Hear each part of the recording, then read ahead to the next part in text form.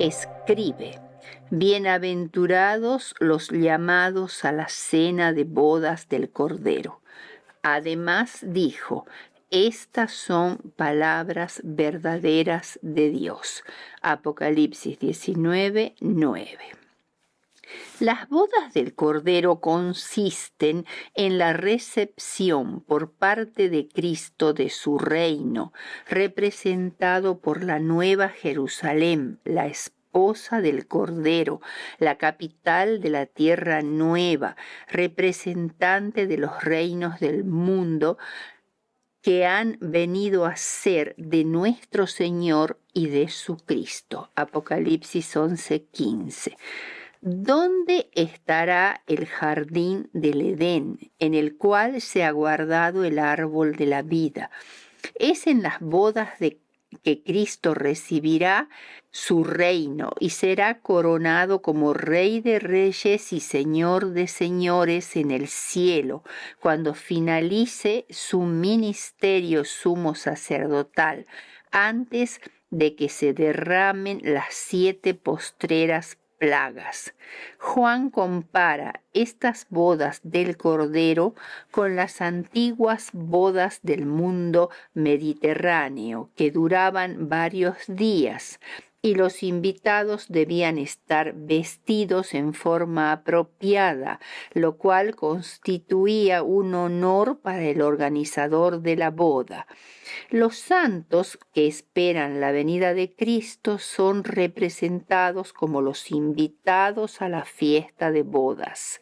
La novia del Cordero, la Nueva Jerusalén, está vestida de lino fino, espléndido, brillante y refulgente, que representan las acciones justas y el carácter recto de los santos. Se los llama bienaventurados o felices por participar de la cena de las bodas del Cordero, que se celebrarán al concluir el largo día de la historia de esta tierra. En esta lección se hace del matrimonio una metáfora para entender mejor la relación entre Dios y la familia humana. Dios ama a su pueblo e Israel debe amar a Dios. Por estas razones es muy importante estudiar las dimensiones bíblicas de la relación conyugal para comprender mejor el significado de esta metáfora. Las ideas modernas acerca del amor y del matrimonio han distorsionado grandemente lo que Dios nos quiere enseñar a través de la unión matrimonial. Es importante comprender que a pesar de las mejores intenciones, las dificultades existen, porque somos seres humanos imperfectos. Nuestros defectos hacen que sean muy difíciles mantener relaciones matrimoniales saludables. Actualmente tenemos muchas clases de uniones matrimoniales, aquellas en las que conviven 3 o 4 generaciones bajo el mismo techo, que son cada vez más escasas, las que se limitan a los padres y sus hijos pequeños, a las de una familia conducida solo por la madre o por la abuela.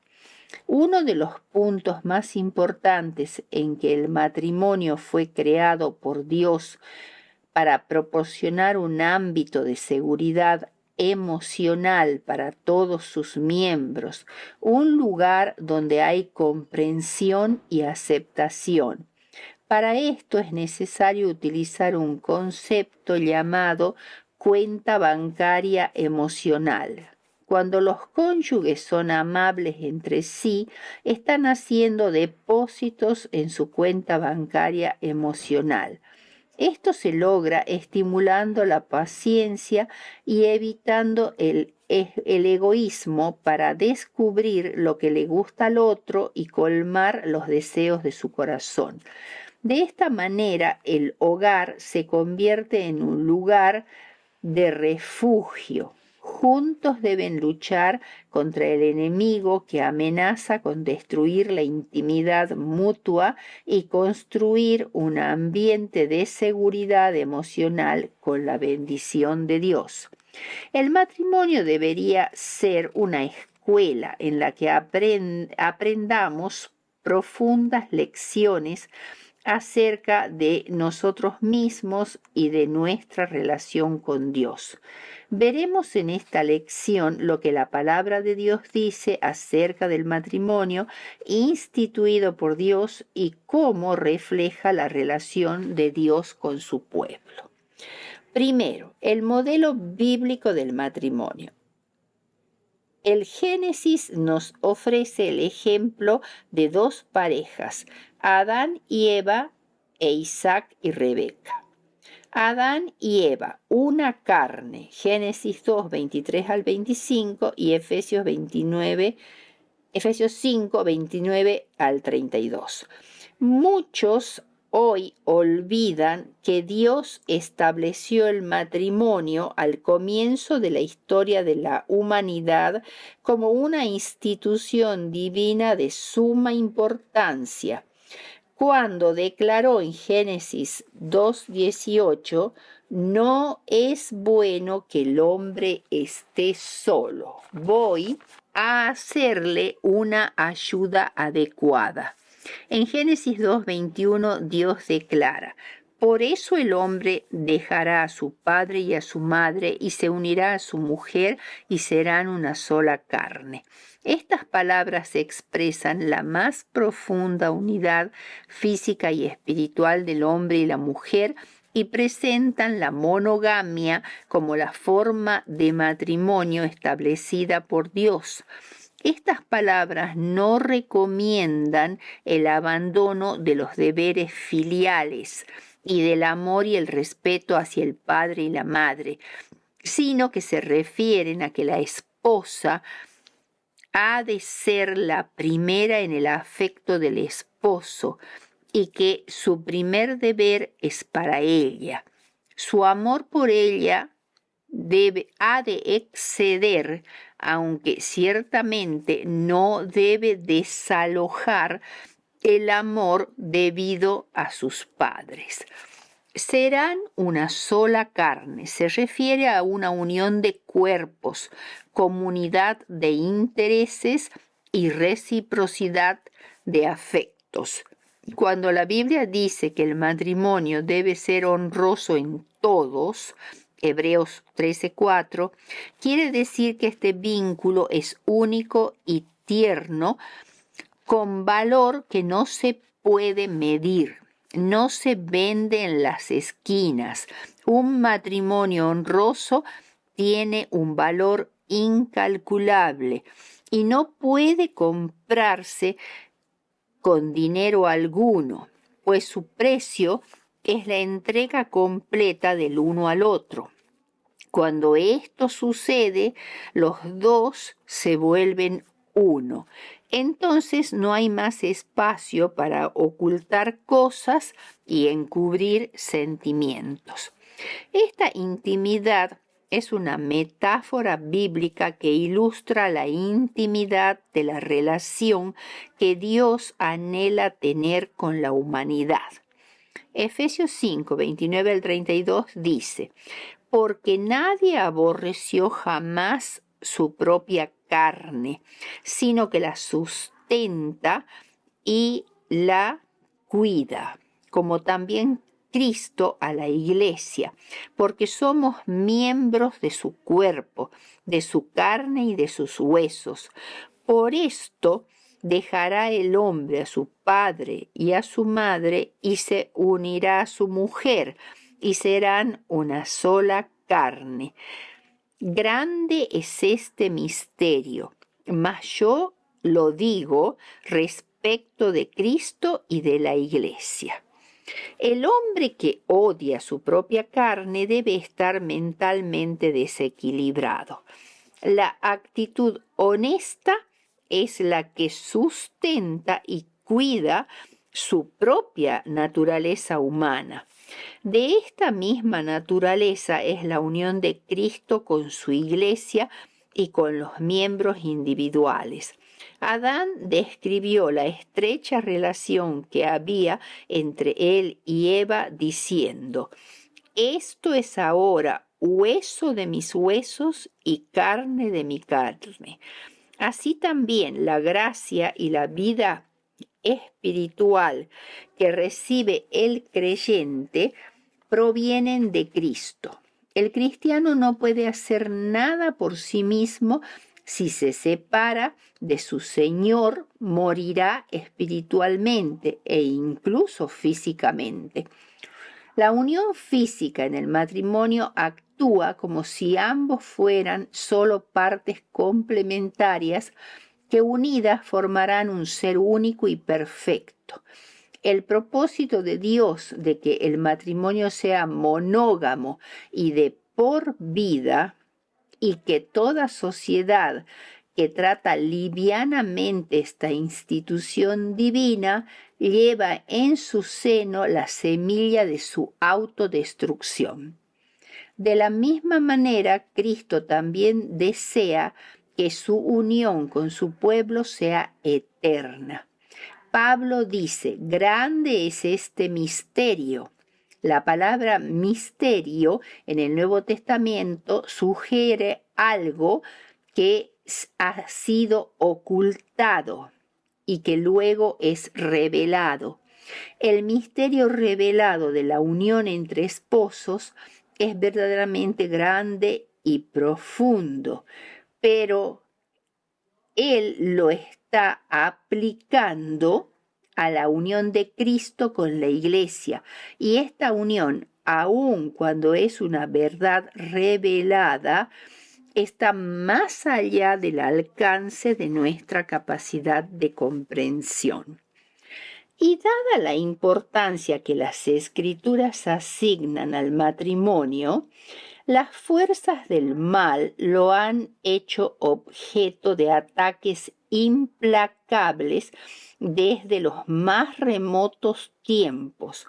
Junto con el sábado, el matrimonio, ambos dones concedidos en el Edén, pretendían demostrar el deseo de Dios de mantener una relación continua con sus criaturas humanas. La pornografía accesible a través de Internet, la navegación de los cónyuges en las redes sociales han comprobado ser una de las principales causas de las peleas, traiciones, adulterios y divorcios. Hay 3 principios claves para mantener unido a un matrimonio. Primero, perdona a tu cónyuge aunque no lo merezca, así como Cristo nos perdona aunque no lo merecemos. Segundo, acepta a tu cónyuge a pesar de sus defectos, así como Cristo nos acepta a pesar de los nuestros. Y tercero, valora a tu cónyuge más que a ti mismo, así como Cristo nos valoró más que a sí mismo al morir por nosotros. Génesis nos ofrece además el ejemplo de otra pareja que se conforma según las instrucciones divinas: Isaac y Rebeca. Esta historia contiene además una lección sobre la presencia de Dios. En primer lugar, Dios es quien inicia el pacto. Génesis 24. Abraham ya era muy viejo, tenía unos 140 años, ya era viudo, pues Sara había muerto unos 3 años antes del casamiento de Isaac. Isaac mismo tenía 40 años cuando se casó con Rebeca. Abraham vio que su único hijo Isaac ya tenía suficiente edad para casarse. Es más, la demora para hacer planes para el casamiento de Isaac se debió probablemente al deseo de Abraham de evitar que su hijo tomara una esposa cananea, ya que era bien conocido el creciente libertinaje y la idolatría de los cananeos y su inminente condenación. Abraham deseaba conservar la pureza moral, no étnica ni racial, de la simiente prometida, ya que su experiencia con Agar y las vicisitudes de Lot y de Ismael le habían enseñado del peligro de las alianzas con gente de origen pagano. Patriarcas y Profetas 171. Además, Dios había prohibido el casamiento con los cananeos. Éxodo 34:16, Deuteronomio 7:3. Por estas razones eligió a Eliezer, su siervo más viejo y de mayor confianza en la casa de Abraham, para desempeñar una misión importantísima y bajo juramento en el nombre de aquel que había de venir, la simiente prometida, es decir, Cristo, le encomendó buscar una mujer para su hijo, buscándola en la tierra de Abraham, es decir, no Ur de los Caldeos, sino Harán, ambos lugares en la Mesopotamia, porque en esos sitios que aunque no estaban libres de la idolatría, los parientes de Abraham que vivían allí preservaron en cierta medida el conocimiento y el culto del Dios verdadero. Solemnemente le encargó a Eliezer que no le permitiera a Isaac que fuera a Mesopotamia, ni siquiera para una visita. Después de explicarle todos estos detalles, le aseguró que Jehová, quien lo había cuidado siempre, enviaría a su ángel delante de Eliezer para que su gestión fuera exitosa. Todo esto se llevó a cabo mediante un solemne juramento en el cual Eliezer colocaba su mano debajo del muslo o lomos de Abraham, lo cual señalaba hacia la futura descendencia de Abraham, en particular a Cristo, la simiente prometida. La actitud de sumisión por parte de Isaac, que ya tenía 40 años, es encomiable. En ese tiempo, los padres elegían el cónyuge y hacían los arreglos para las bodas, lo cual no significaba que los deseos de los jóvenes mismos fueran ignorados. Génesis 24, 58 y 67. En toda esta historia vemos cómo Dios da el primer paso en el pacto hacia su pueblo Israel, su esposa. De la misma manera, Abraham da el primer paso por intermedio de Eliezer y con la aceptación de Isaac para la búsqueda de su futura esposa. Dios no fuerza la alianza, así como Eliezer también tuvo en cuenta la libertad de la novia, que puede decidir no seguirlo. Tal vez la mujer no quiera seguirme, Génesis 24:5, pero Rebeca no duda un segundo y responde con una palabra: iré. Génesis 24:58.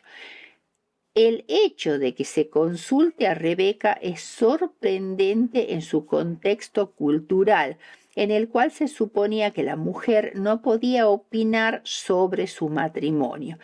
En este caso, todo depende de un sí o un no suyos, ya que ella tiene la última palabra en este asunto. También vemos la importante parte de la oración. Eliezer, oró por el éxito de su viaje y pidió una señal para saber qué muchacha era la conveniente, la que le diera de beber a él y a sus camellos. Además, Isaac oró por el éxito de su encuentro con Rebeca, Génesis 24:63. Entonces los ojos de Rebeca se encontraron con los de Isaac, Génesis 24:64. En el versículo 67 se nos informa que Isaac no amó a Rebeca hasta después de su matrimonio, quien era, según la Biblia, una gran belleza y un modelo de virtudes femeninas. Vive con alegría con la esposa que amas, dice Eclesiastés 9:9. Este concepto hebreo del amor ha inspirado la teología hebrea de la religión. La experiencia del amor conyugal se ha utilizado como modelo de la alianza entre Dios y su pueblo. Deuteronomio 7:9. Conoce pues que Jehová tu Dios es Dios, Dios fiel, que guarda el pacto y la misericordia a los que le aman y guardan sus mandamientos hasta 1000 generaciones. Tercero, la novia hermosa, Ezequiel 16. Dios le dice al profeta Ezequiel que notifique a Jerusalén de sus abominaciones. Para ello, parte del lenguaje que se emplea es una alegoría que puede resultar chocante para el lector moderno. Ezequiel 16:3 dice: tu origen, tu nacimiento en la tierra de Canaán, tu padre fue amorreo y tu madre etea. Este contexto histórico étnico fue la cuna de Jerusalén.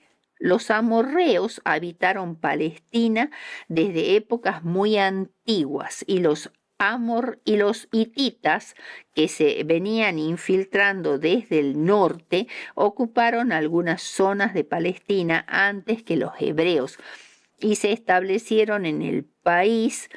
También los jebuseos, que vivían en la antigua ciudad de Jebús, ubicada en el lugar donde más tarde se situó la ciudad de Jerusalén.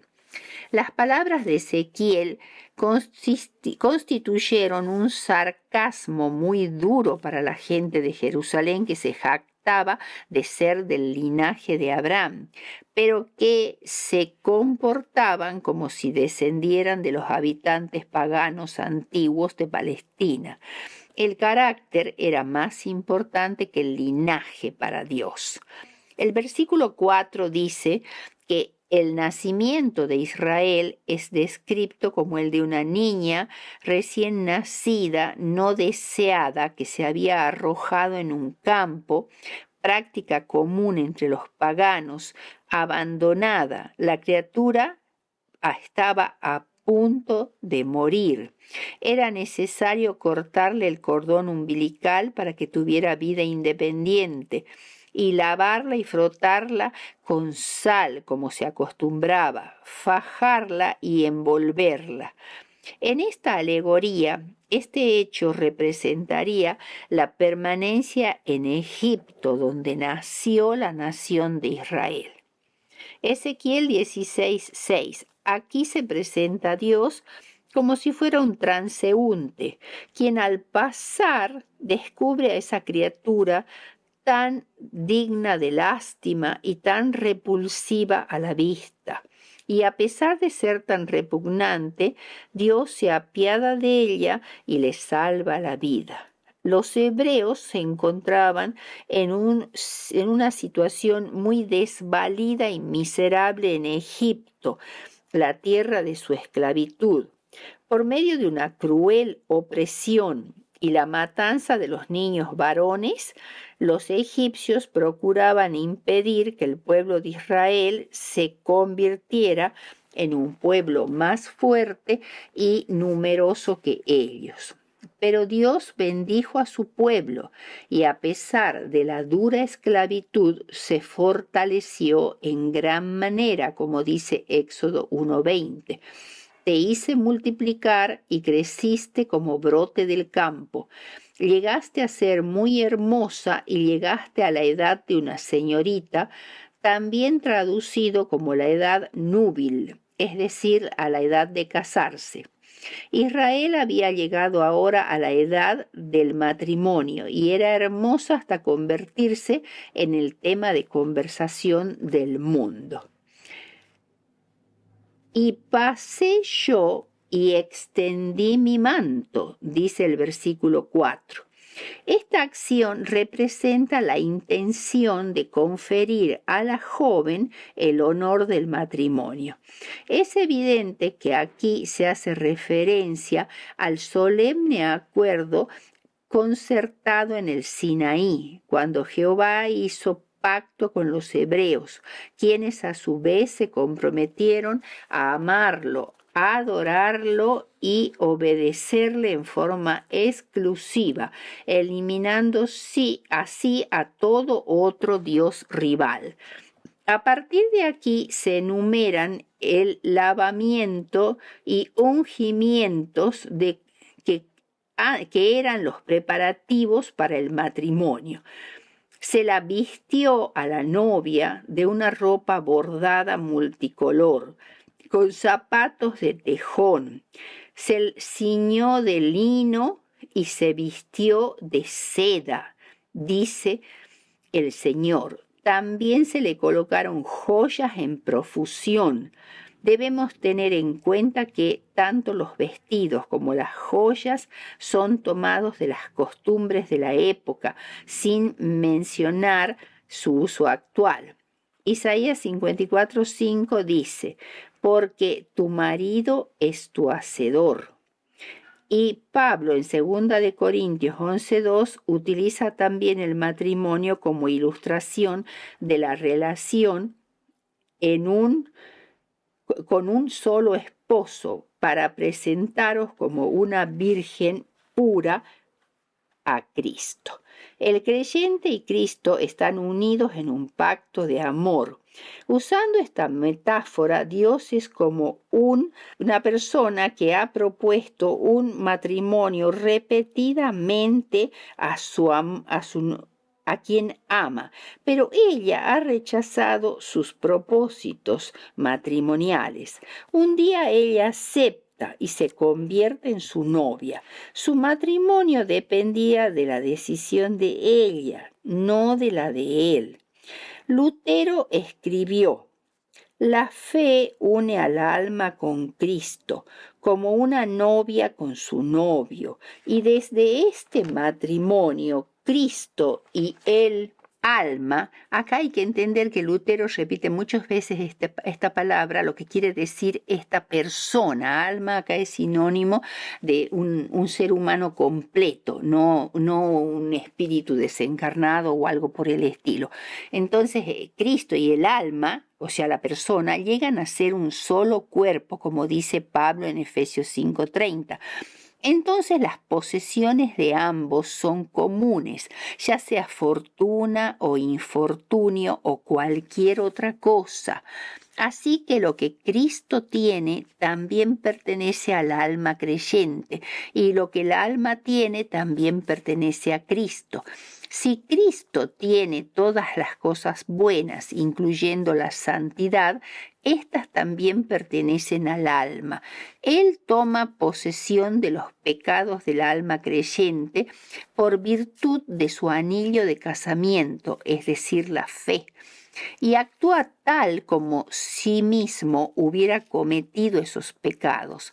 Así el alma es limpiada de todos sus pecados por virtud de su dote, es decir, por razón de su fe. Es liberada y desencadenada y se le otorga la eterna justicia de Cristo, su novio. ¿No es acaso un hogar feliz cuando Cristo, el rico, noble y buen novio, toma en matrimonio a la pobre ramera despreciada y malvada, y la libera de toda maldad y la adorna con todas las cosas buenas? Sus pecados no la pueden condenar porque ahora descansan sobre Cristo y son absorbidas por Él. En esta forma ella tiene una justicia tan rica en su novio que siempre puede resistir los pecados, aunque éstos realmente se están al acecho esperándola. O sea, la esposa, es decir, nosotros los que aceptamos el pacto con Cristo, es hermosa.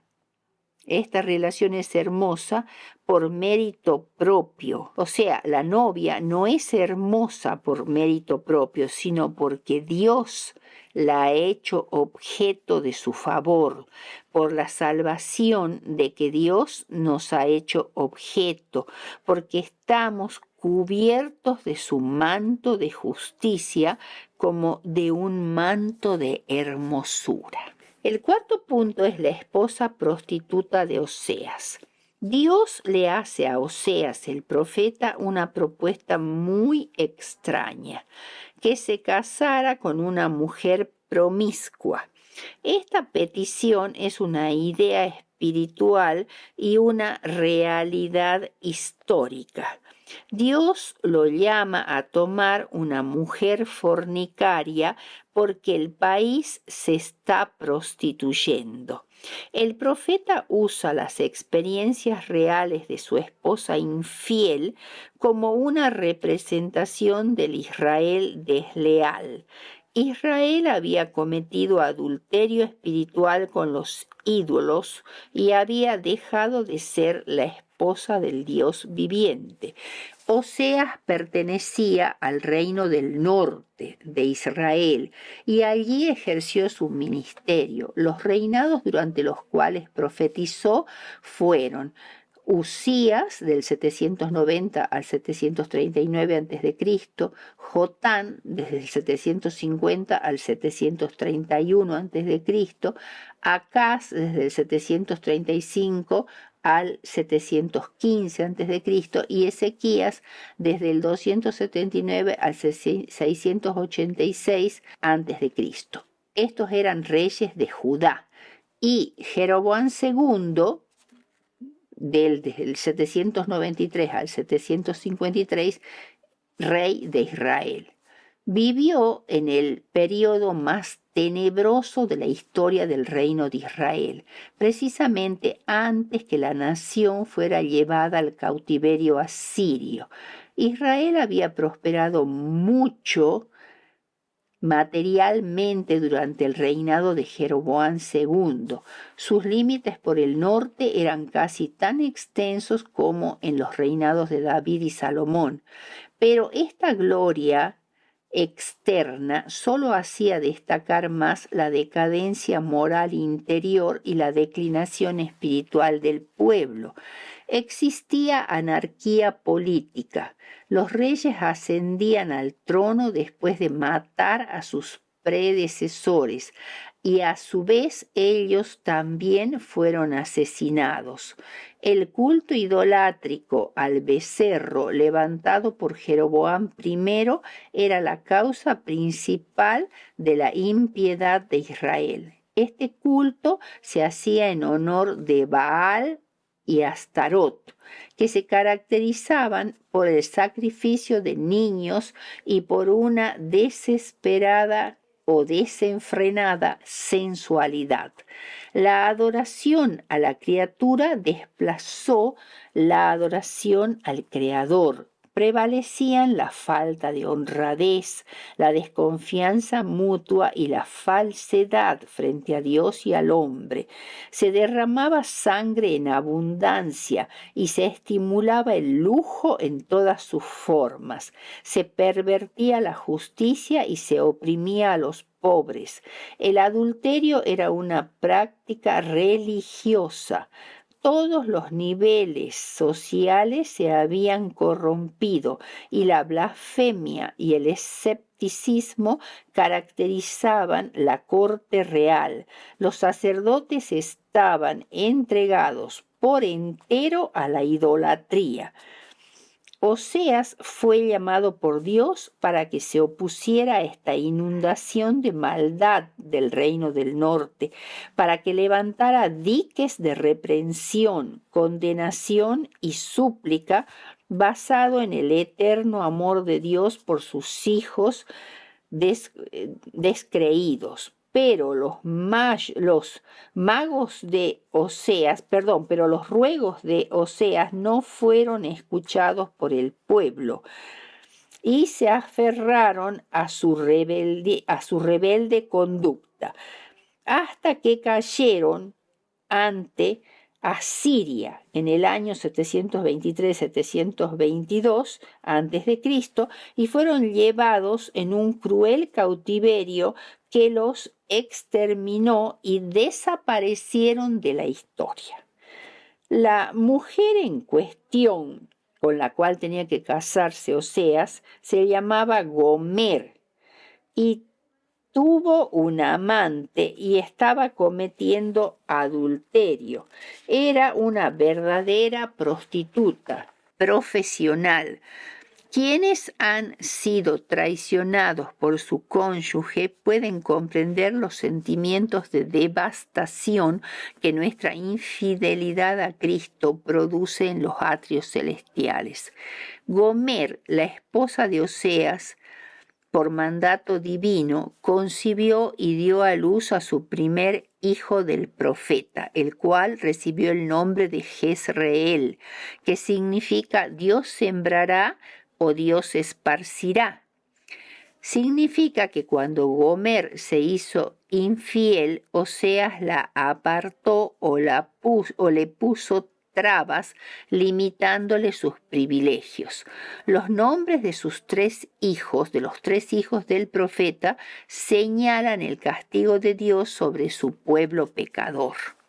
Jezreel, el primer hijo, en su tiempo Jehú exterminó por orden de Dios a toda la casa de Acab en la ciudad de Jezreel. Segunda de Reyes 9:26, 92, 6 y 7 y 10, 17. Sin embargo, Jehú sería castigado porque cumplió la orden de Dios con un motivo pecaminoso, el deseo egoísta de Jehú de obtener el reino de Israel después de exterminar a la casa de Acab. El propósito de Dios al exterminar la casa de Acab era el de hacer desaparecer completamente la idolatría tan difundida por Acab y Jezabel, que era el culto a Baal. Jehú puso fin al culto de Baal, pero permitió que continuara el culto a los becerros de Jeroboam, Segunda de Reyes 10:21 al 31. Este cumplimiento a medias de la orden divina indicaba o revelaba un corazón dividido, lo cual trajo a Jehú una condenación mayor por haber invalidado el designio del cielo. Antepuso sus propios deseos o propósitos a los de Dios, por lo cual se pronunció sobre la sentencia castigará. Se describe la destrucción de la fuerza militar de Israel. Quebraré yo el arco de Israel en el valle de Jezreel, o sea, será esparcido por Dios para destrucción. El segundo hijo de Oseas era una hija, mujer, llamada Lo-Ruama, Oseas 1:6. Probablemente Lo-Ruama no era hija de Oseas, sino que nació como fruto de un adulterio de Gomer. Lo-Ruama quiere decir no compadecida o no amada. Romanos 9:25, significando que Israel era un pueblo que no había alcanzado misericordia. Primera de Pedro 2:10. Ciertamente dice Dios, me dispondré en orden de batalla contra ellos. Dios negaba su misericordia al reino de Israel. Por eso el nombre, la no compadecida o la no amada. Mientras que aún le dispensaba al reino de Judá, porque aunque en él había una declinación espiritual, la nación en términos generales aún se afirmaba en cierta medida en Dios. El tercer hijo, Oseas 2, 8 y 9, es llamado Lo-Ammi.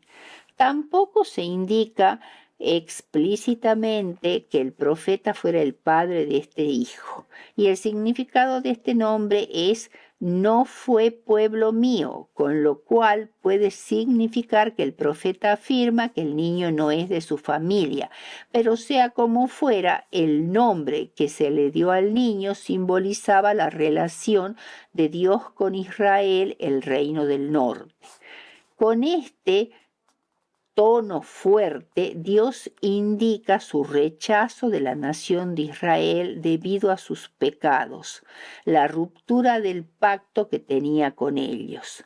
La profecía del quebrantamiento del reino de Israel, sin embargo, está mezclada con la promesa de restauración, y en realidad esta profecía no se cumplió ni en las 10 tribus de Israel, ni en las 2 de Judá, sino en el apóstol Pablo muestra que se cumpliría con los gentiles, Romanos 9, 25 y 26, que dice, como también Oseas dice, llamaré pueblo mío al que no era mi pueblo, Oseas 2:23, y a la no amada, amada, y en el lugar donde se les dijo, vosotros no sois pueblo mío, allí serán llamados hijos del Dios viviente. Esta promesa halla ahora cumplimiento en la iglesia cristiana. Jezreel, por tanto, representa el esparcimiento del pueblo, pero también se emplea para la siembra del amor y de la misericordia de Dios para con su pueblo en la repatriación y posteriormente entre los gentiles. Esto da énfasis a la verdad de que Dios no puede ser burlado, como dice Gálatas 6:7. Los 3 hijos de Oseas, que representan a los apóstatas hijos de Israel, proclaman con sus nombres los castigos cada vez más severos debidos a esta apostasía. Sin embargo, aquí se presenta tan intensamente la misericordia divina como el castigo divino. Dios es un Dios de justicia y de amor. El quinto punto es la prostituta es juzgada y se encuentra en Apocalipsis 19, 1 al 9. Apocalipsis 19, 1 al 9 describe la celebración simultánea de, primero, el fin de la gran ramera y segundo, las bodas de Cristo con su esposa fiel.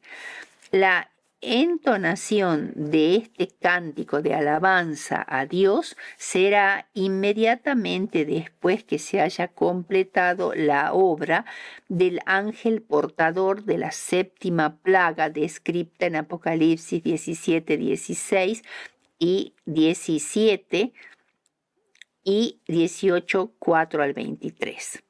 La sentencia contra la gran ramera tendrá lugar durante la 7ª y última plaga, precedida por la gran declaración procedente del trono de Dios, es decir, es una proclama oficial del soberano del universo, que dice, hecho está, también traducido como consumado es, Apocalipsis 16, 17.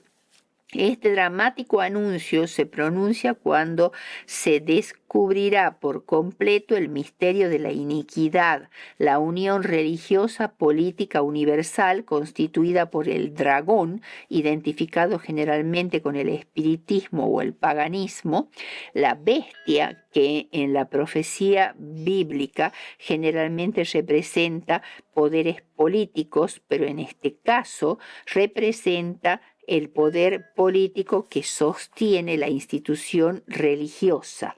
La bestia de color escarlata o carmesí, un color intensamente llamativo que está lleno de nombres de blasfemia que indican el carácter de la bestia, completamente dedicada a usurpar las prerrogativas de la deidad.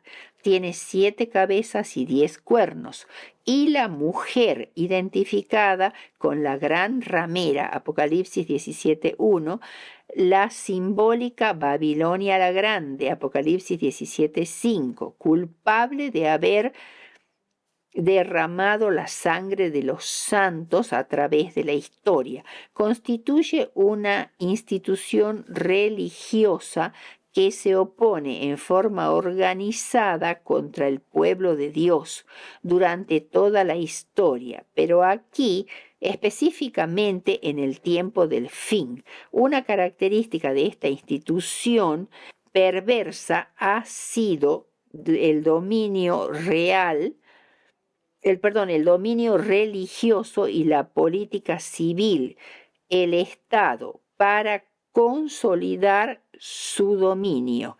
Está sentada sobre muchas aguas, es decir, sobre muchos pueblos y naciones sobre los que ejerce un poder despótico. Los dirigentes políticos han fornicado, o sea, tienen una unión ilícita con otro señor que no es Cristo. Esta unión político-religiosa entre una iglesia apóstata y las naciones de la tierra constituye adulterio y fornicación. Maneja la autoridad y los recursos de los reyes de la tierra por medio de los cuales trata de cumplir su propósito de destruir al pueblo de Dios. Por otro lado, los habitantes de la tierra, en su gran mayoría, son reducidos a un estado de embriaguez completa causado por haber bebido el vino de su fornicación. Este vino es la política engañosa de Satanás para someter a todo el mundo bajo su dominio. También se refiere a las mentiras y señales mentirosas con las cuales promueve su política.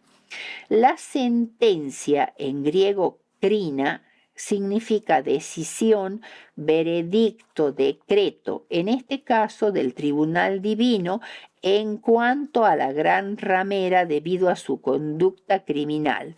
Primero, en los versículos 3 al 6 de Apocalipsis 17, se exponen los crímenes de la gran ramera. ¿Y cuáles son los crímenes de la gran ramera? Esta organización religiosa apóstata que viste con ostentación los colores de la realeza, del pecado y de una prostituta, y con adorno excesivo, lleva en su mano un cáliz de oro que tiene las abominaciones y la inmundicia de su fornicación, y en su frente un nombre, Babilonia la Grande, madre de las rameras y de las abominaciones de la tierra. Babilonia es simbólica porque puede considerarse como una representación de los sistemas religiosos apóstatas a través de la historia, pero especialmente las que se unirán en el tiempo del fin, ya que es el gran esfuerzo final de Satanás para lograr la lealtad de la raza humana mediante la religión. Es la gran triple unión del papado, el protestantismo apóstata y el espiritismo. Los crímenes de la Babilonia simbólica, tal como se exponen en la acusación del ángel en Apocalipsis 18:4, son: Primero, seducción, cuando seduce a los reyes de la tierra para acceder a una unión ilícita con ella con el propósito de promover sus propios designios siniestros. Apocalipsis 18:3. Segundo, despotismo opresor al sentarse sobre las muchas aguas para oprimir a los pueblos de la tierra. Apocalipsis 17:1. Tercero, contribuye a la delincuencia humana al embriagar a los habitantes de la tierra, excepto a los santos, con el vino de su política, convirtiéndolos así en los cómplices de su trampa impía. Han corrompido así a la tierra. Cuarto, embriaguez. Esta embriaguez con la sangre de los santos es porque la habían ofendido al negarse a beber de su vino maléfico de error o someterse a la ambición de gobernar la tierra. Quinto, asesinato y tentativa de asesinato. Cuando tramó el asesinato de la esposa de Cristo, la iglesia verdadera, la mujer del capítulo 12 de Apocalipsis. Bien, hasta acá estas son las acusaciones de los crímenes de Babilonia la Grande. Veamos ahora la sentencia de la gran ramera y cómo se ejecuta. Primero, la carrera criminal de Babilonia llega a su culminación durante la sexta plaga, Apocalipsis 16, 12 al 16. La sexta plaga es el secamiento del gran río Éufrates para preparar el camino a los reinos del oriente. La interpretación más plausible de este suceso es el que sostiene que el significado del término Éufrates debe determinarse por el contexto, el cual revela que el vocablo Babilonia se usa exclusivamente como un símbolo del cristianismo apóstata, Apocalipsis 14:8 y 17:5. El río Éufrates, que históricamente era el río de la Babilonia literal y como el río de la Babilonia simbólica, la gran ciudad, que dice Apocalipsis 17:18, el Éufrates no tendría aquí su significado anterior literal y geográfico, sino que se debe entender en términos de su símbolo paralelo, la Babilonia simbólica. Las aguas del Éufrates serían entonces las muchas aguas sobre las que se sienta la Babilonia simbólica, o sea, son los moradores de la tierra a quienes ha embriagado con el vino de su fornicación. Por lo tanto, el secamiento del Éufrates se referiría al retiro del apoyo humano a la Babilonia simbólica en relación con la sexta plaga, Conflicto de los siglos, páginas 711 al 714. Babilonia simbólica en relación con la sexta plaga. Este secamiento prepara el camino a los reyes del oriente. El camino es figurado, es decir, es el camino por el cual se prepara la situación de la tierra para que Cristo y los ejércitos del cielo triunfen sobre Babilonia y los reyes de la tierra. Los reyes del oriente, literalmente los reyes de la salida del sol, representan a Cristo y los que le acompañan, como sucedió con Ciro cuando conquistó a Babilonia y luego liberó al pueblo de Dios, los judíos que regresaron a su tierra natal. Los tres espíritus inmundos que salen de las bocas del dragón, la bestia y del falso profeta representan la política que esta triple unión religiosa proclamará al mundo, que en Apocalipsis 17:2 se llama el vino de Babilonia. el papado, el espiritismo y el protestantismo apóstata.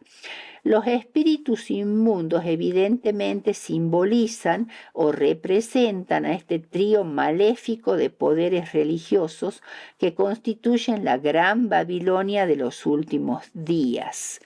Los espíritus inmundos o de demonios hacen señales, milagros y prodigios mentirosos, como dice segunda de Tesalonicenses 2:9, para confirmar su poder y autoridad, con los cuales Satanás logrará unir al mundo para eliminar a los fieles hijos de Dios. Los reyes de la tierra son los poderes políticos de la tierra que se unirán ante estas nuevas facciones en una cruzada con el fin de destruir al pueblo de Dios. Conflicto de los siglos, páginas 618 y 682. Y aspirará a gobernar todo el mundo.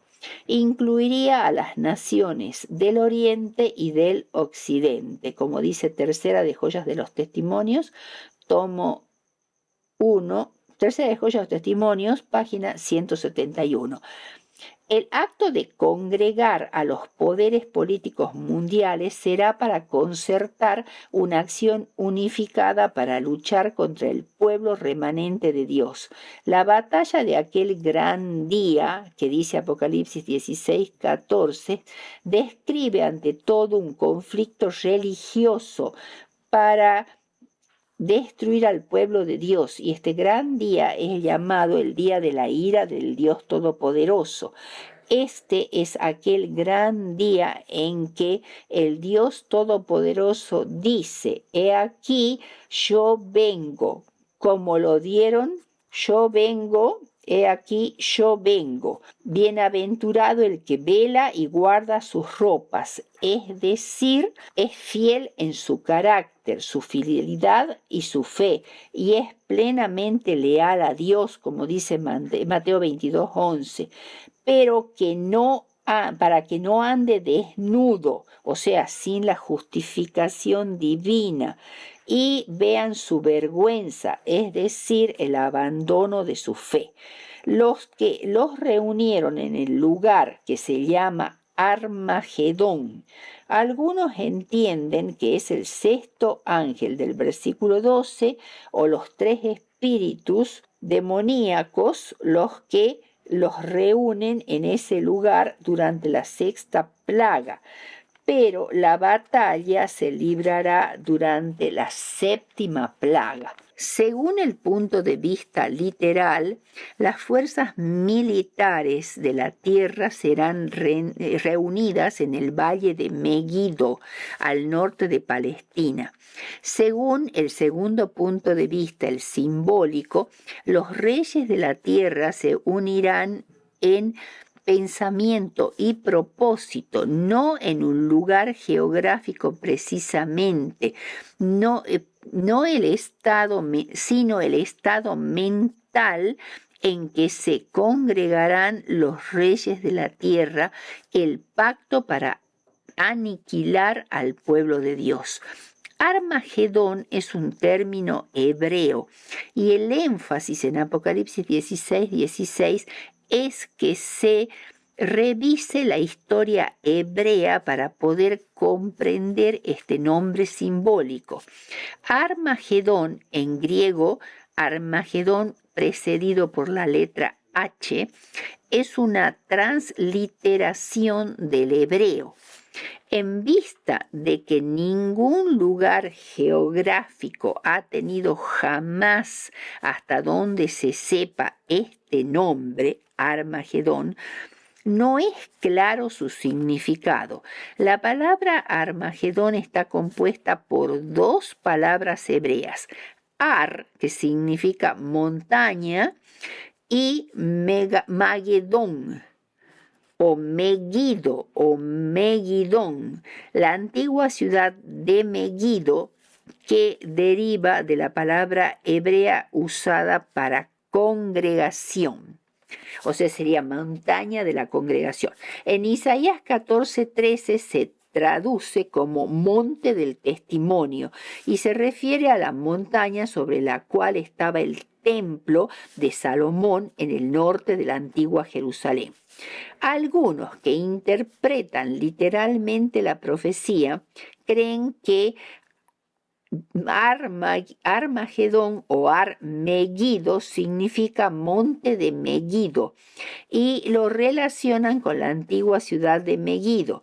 Los que lo interpretan simbólicamente se usa en relación con el gran conflicto entre Cristo y Satanás. Sigue siendo enigmático, aunque hay duda de que represente aunque no hay duda de que represente el desenlace final cuando Cristo triunfará gloriosamente. El séptimo ángel derrama una plaga que parece ser universal y es precedida por la propia voz de Dios que proclama hecho está, similar al consumado es que pronunció Jesús al morir en la cruz, Juan 19:30.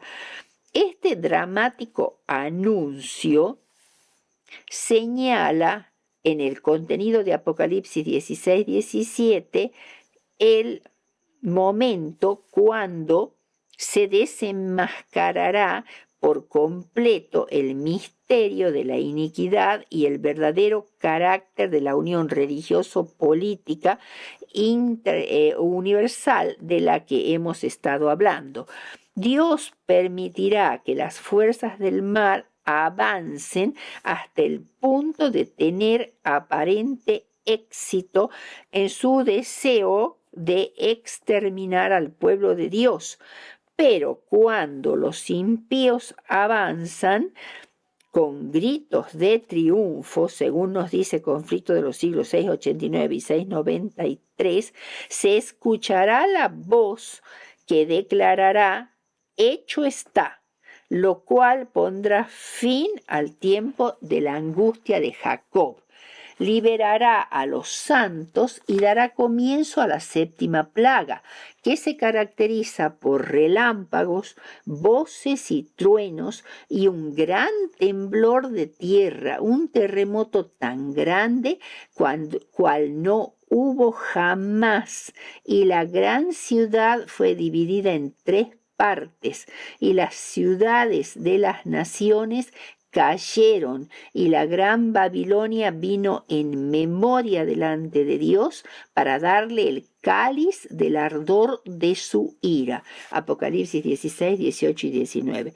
Este es un terremoto literal, pero acompañado por un terremoto figurado que desmenuza a la Babilonia simbólica, la gran Babilonia. La triple unión se desintegrará, perderán su cohesión, su unidad y su poder de obrar. También caerán los reyes de la tierra, las organizaciones religiosas apóstatas como sus aliados políticos. Los componentes de la Liga Universal Político-Religioso del capítulo 16, 13 y 14 comenzarán a luchar entre sí, y los 10 reyes del capítulo 17, 12 al 16 se vengarán de la Babilonia simbólica. Habrá luchas y derramamiento de sangre por doquier. Cuando Cristo aparezca, serán acallados el estruendo de las armas y el tumulto de la batalla terrenal al descender los ejércitos del cielo. Conflicto de los siglos 714 y 715. Y la gran Babilonia vino en memoria, o sea, llegó a la hora en que se derramará el castigo divino al darle el cáliz del vino del ardor de su ira. Esta expresión simboliza los sufrimientos que se derramarán sobre ella. Cuando Cristo venza los cuernos que le dieron apoyo a los planes propuestos por la mujer, se volverán contra ella. Al comprender que los ha engañado, será desolada, o sea, dejada sola. la desnudarán de su ropa espléndida y devorarán sus carnes, que violenta e implacablemente será destruida por los mismos que la habían apoyado. Será quemada simbólicamente. Apocalipsis 18:8. Por lo cual en un solo día vendrán sus plagas: muerte, llanto, hambre. Será quemada con un fuego figurado. Apocalipsis 18:21. Con gran ímpetu un ángel arrojó una gran piedra de molino que antiguamente eran usadas por medio y eran movidas por medio de animales, y la echó al mar, la arrojó al mar con gran ímpetu. De la misma manera se hundirá Babilonia en el olvido o la perdición. Nunca más será hallada, y en ella estará totalmente eliminada la vida. La Babilonia simbólica representa la religión apóstata a través de todos los siglos, pero los capítulos 13 al 18 de Apocalipsis se refieren más específicamente a la eliminación de la apostasía del fin del tiempo. Por tanto, todos los que han sido muertos por ella bien pueden incluir a los mártires de todas las edades, pero sin duda se refiere especialmente a los que darán sus vidas en la lucha final del gran conflicto entre el bien y el mal. Conclusión. La metáfora conyugal puede aplicarse a 3 ámbitos de la vida cristiana. Primero, la relación con Dios. ¿De qué manera te enseña la figura del matrimonio a caminar con Dios por la noche, cuando duermes, durante el día, cuando trabajas, piensas, hablas, cantas, comes, juegas y ríes, así como los momentos en que sufres, lloras y luchas? Segundo, la relación con el cónyuge. A la luz del modelo bíblico del matrimonio, considera la relación con tu cónyuge. Presta gozosa atención a quien amas todos los días de tu vida. Eclesiastés 9:9. Sean sumisos unos a otros en el temor de Dios. Efesios 5:21. Descubre la imagen de Dios en tu cónyuge y respeta y desarrolla